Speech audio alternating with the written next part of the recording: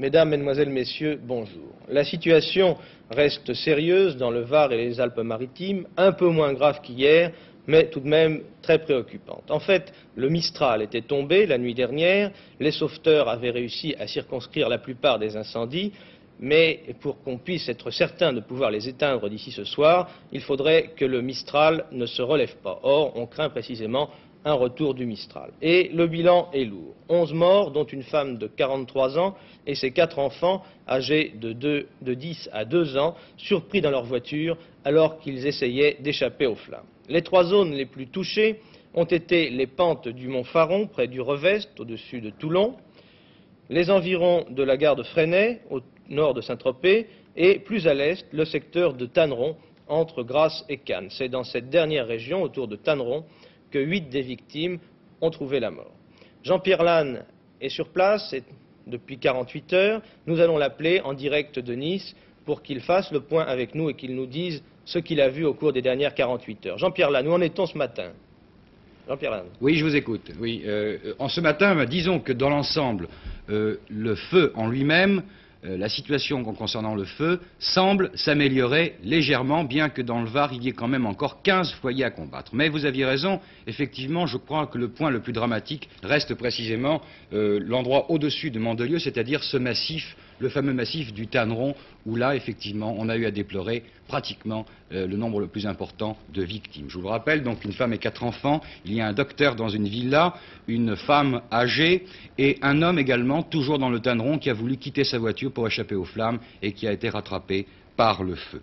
À Mandelieu même, dans la ville, pas de victimes, mais croyez-le, nous en venons à l'instant un spectacle désolant, car vraiment le feu est pratiquement rentré, enfin du moins a atteint la périphérie de Mandelieu, détruisant de très nombreuses villes. Alors tout de suite, si vous voulez, le bilan fait il y a quelques minutes maintenant par le maire de la ville concernant la ville même de Mandelieu.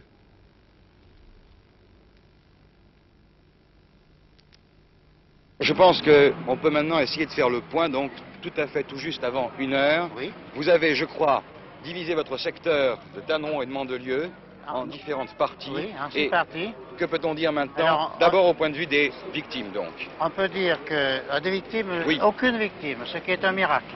Aucune victime dans Mandelieu? Dans Mandelieu, aucune victime. Bon, donc les victimes sont dans le Tanneron. Il y a cette femme et ses enfants, d'une part, et d'autre part, nous l'apprenons à l'instant, une autre victime. Une autre victime. Dans une voiture également. Dans une voiture également. Enfin, il était dans la voiture, il a dû fuir à 100 mètres de... Dans le Tanneron. Bien. Sur le plan maintenant des dégâts matériels. Les dégâts Que matériels, pouvez-vous dire maintenant eh bien, concernant Mandelieu? Le bilan vient d'être fait. Nous avons 18 maisons entièrement détruites, 3 aux 3 quarts détruites, 5 à moitié détruites et 24 un quart détruites. Oui, je vous disais que, Guiclès, effectivement, on a peu d'informations dans la façon dont cette femme et ses enfants ont péri dans le feu. Mais je crois qu'il faut savoir... Oui. Ce qui est frappant, c'est qu'on a l'impression que tous les gens qui sont morts dans ces incendies sont des gens qui essayaient de fuir les flammes, pas des gens qui sont restés dans leur maison. Exactement, parce que les maisons peuvent être protégées, mais je vous disais justement que le drame, c'est que cette région du Tanneron, c'est un massif en quelque sorte, et il y a des routes, des petites routes en lacets. Alors que se passe-t-il? Eh bien, à partir du moment où on s'engage avec une voiture précisément dans cette route, on est totalement désorienté. Le feu saute d'un vallon à un autre, ce qui fait qu'à un détour, à un virage, on pense, et nous en avons fait un peu d'expérience, on pense échapper au feu, et on le retrouve à la sortie du virage, ou 2 virages plus loin. À ce moment-là, que se passe-t-il? Eh bien, c'est d'abord l'asphyxie et non le feu. On étouffe et là, on veut quitter la voiture et à ce moment-là, bien entendu, très souvent, on est rattrapé par les flammes. Ce n'est pas tout à fait le cas de cette femme de 40 ans et de ses enfants, mais c'est le cas de la dernière victime en date que nous connaissions, un homme à bord d'une 404 qui a eu ce sort. Mais, si vous voulez, nous allons voir maintenant en images, donc, les conséquences de ce drame et c'est un reportage d'Alain Georgiou, de Nice, bien sûr.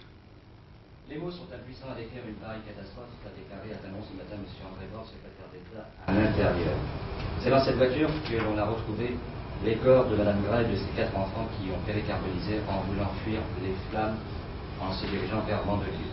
Et c'est dans cette autre voiture, cette 404, qu'on a retrouvé le corps de M. Alain Bascoul, agent immobilier, avocat qui lui aussi a péricarbonisé, voulant lui aussi fuir les flammes.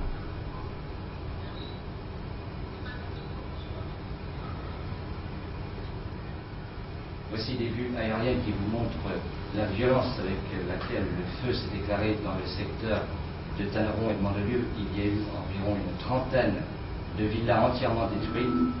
7 sapeurs-pompiers durant la nuit ont dû être évacués. Et ce matin, à Mandelieu même, c'était la consternation.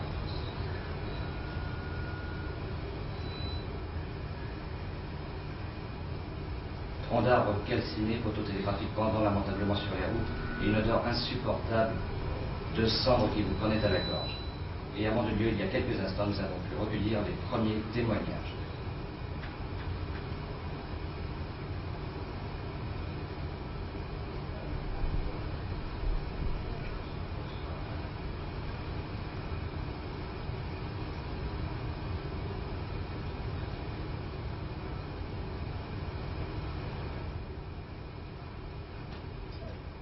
Je ne sais pas si nous pouvons avoir maintenant, effectivement, ces premiers témoignages de ces gens qui se sont battus toute la nuit pour éviter que leur maison ne prenne feu. Certains, j'en ai rencontré, sont blessés, même d'ailleurs beaucoup sont brûlés, légèrement brûlés, il est vrai, mais malgré tout, ils sont légèrement atteints et vous vous doutez de l'état dans lequel ils se trouvent maintenant et l'ambiance qui peut régner à Mandelieu. Je crois qu'on m'appelle, si vous permettez 30 secondes, oui.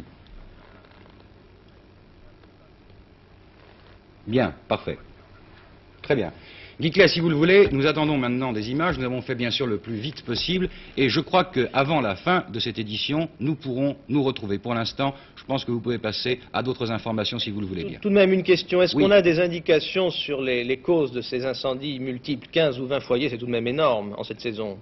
Écoutez, pour l'instant, c'est très difficile parce que je vous assure que tous les services compétents sont uniquement axés sur la lutte contre l'incendie. Bien sûr, il y a des enquêtes, mais la gendarmerie elle-même, d'ailleurs, combat le feu.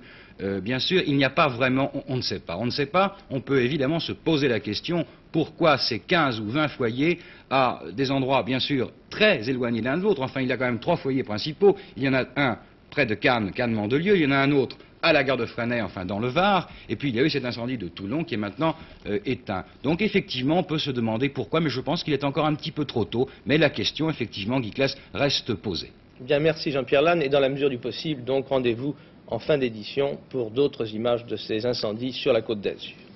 Les affaires politiques.